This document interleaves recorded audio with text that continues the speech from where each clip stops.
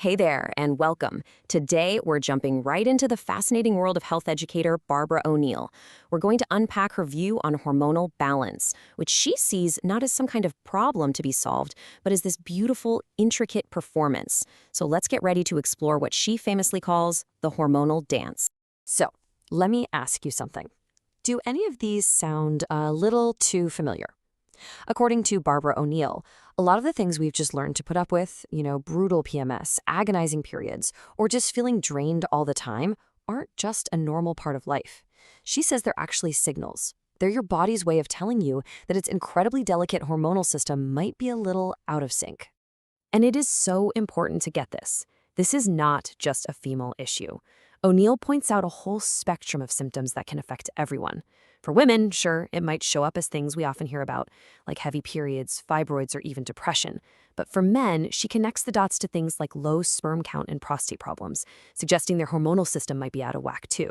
Now, to really get what goes wrong, we first have to understand O'Neill's vision for how things are supposed to go right.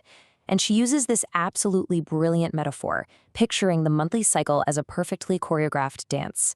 There are different performers, and they each get their moment in the spotlight. It's such a beautiful way to think about the body's natural rhythm, as something precise and elegant. And in this dance, O'Neill introduces us to the two lead dancers. First up, we have Estrogen. Let's say she's in the red dress. Her job is all about growth, building things up. O'Neill has this really memorable saying for it. Estrogen is a good slave, but a bad master. Then you have her partner, progesterone, in the green dress. This is the happy hormone. Progesterone's role is to ripen, to mature, and to bring everything into a state of beautiful balance. Okay, so here's the choreography for the perfect 28-day performance. In the first half of the cycle, estrogen totally owns the stage, building up that uterine lining.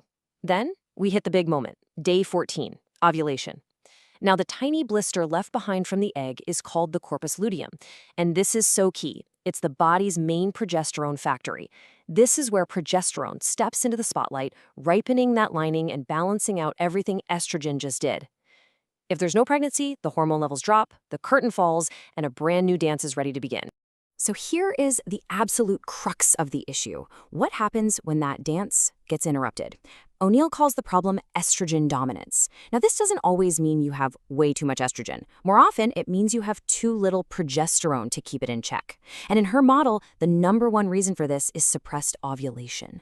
Think about it. If you don't ovulate, you don't form a corpus luteum. And if you don't have a corpus luteum, well, you're not making enough of that all-important happy hormone, progesterone. Which, of course, brings us to the next big question.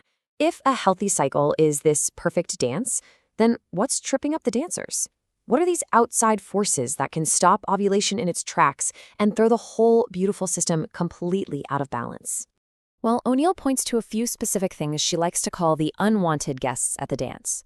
On her list are things like the contraceptive pill, growth stimulants that can be found in some meat and dairy, plastics that leach something called xenoestrogens, and a whole host of common environmental chemicals. Let's look at that first one. According to O'Neill's teachings, the way the contraceptive pill works is by using synthetic hormones to basically trick the body into thinking it's pregnant. And when the body thinks it's pregnant, it doesn't ovulate. And as we just saw, no ovulation means no corpus luteum, which means your body stops making its own natural progesterone. She argues this happens month after month, year after year, creating a pretty significant progesterone shortfall over time. Then we've got these things called xenoestrogens. It's a big word, but xeno just means foreign. O'Neill explains that these are chemicals we find all around us, in plastics, pesticides, household cleaners, that happen to have a shape that's really similar to our own estrogen. So they can actually lock into our body's estrogen receptors and act like imposters, adding to the estrogen side of the scale and making that imbalance even worse. Okay, so after laying out the problems, O'Neill's philosophy takes this really empowering turn, and it's all summed up in this one core belief. This quote just captures her entire approach. The idea that our bodies are designed with this incredible, innate ability to heal. All we have to do is get out of the way and give them the right conditions to do their job. So what exactly are those right conditions? She lays out a pretty clear 4-step plan.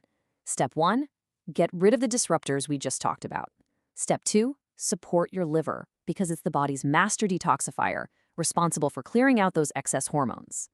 3, find natural ways to encourage your body to make its own progesterone again. And finally, step 4, build it all on a solid foundation, using what she calls the 8 laws of health, things like sunshine, rest, and good nutrition. Now, for that third step, stimulating progesterone, O'Neill really focuses in on one specific plant compound. It's called diostinone, and it's extracted from Mexican wild yam. And this is a really, really important distinction in her teaching. The cream doesn't contain progesterone. The idea isn't to add an external hormone into your body. Instead, it's about providing the raw materials, the basic building blocks, that your body can then use in its own natural pathways to create its own progesterone. So this all gets very practical very quickly. O'Neill lays out a specific protocol for using a cream that contains this diostrogen. It's pretty straightforward. You apply a small amount, about 1/3 of a teaspoon, twice a day to areas where the skin is thin, like your face, neck, or inner arms. The timing is also super important.